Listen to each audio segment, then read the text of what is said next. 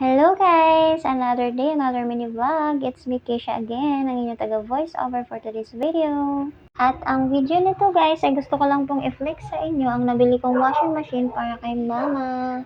Ayan guys, may time kasi na nakikita ko si mama na nahihirapan na siyang naglalaba at nagkanda sugat-sugat na yung mga kamay niya. Kaya nag-decide po ako na bumili po ng washing machine para sa kanya kasi ayaw ko po siyang nahihirapan, nasasaktan ako kapag nakikita ko siyang nahihirapan. Kaya wala naman po sigurong anak na nakikitang nasasaktan yung magulang imasaya. So, binilhan ko po siya yan as gift ko sa kanya.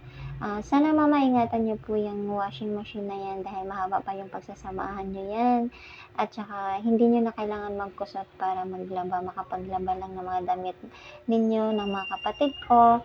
Kaya sana po masaya po kayo sa binigay ko po sa inyong regalo. Deserve mo yan mama, deserve na deserve mo yan. Kaya ingatan mo yan at sana po ay masayahan kayo sa aking ibinigay na regalo sa inyo dahil ako po masaya ako na nakapagbigay at nakapag-share ako ng blessing sa inyo. Kaya sana sa lahat ng mga anak dyan guys na nakaluwag-luwag ay tumulong din po kayo sa magulang nyo dahil deserve po nila yung tulong mula sa atin kahit hindi man po sila manghingi. Ay bigyan po natin dahil po hindi dahil sa kanila wala po tayo. Kaya sabi nga nila kung may kakayahan kang tumulong sa kapwa mo, lalong-lalo na sa pamilya mo, ay tumulong ka dahil mas pangit daw po at makasalanan yung may kakayahan ka ng tumulong pero hindi mo magawang tumulong. At yun lang, sa lahat na nagsuporta at magsusupport pa lang sa amin, maraming salamat.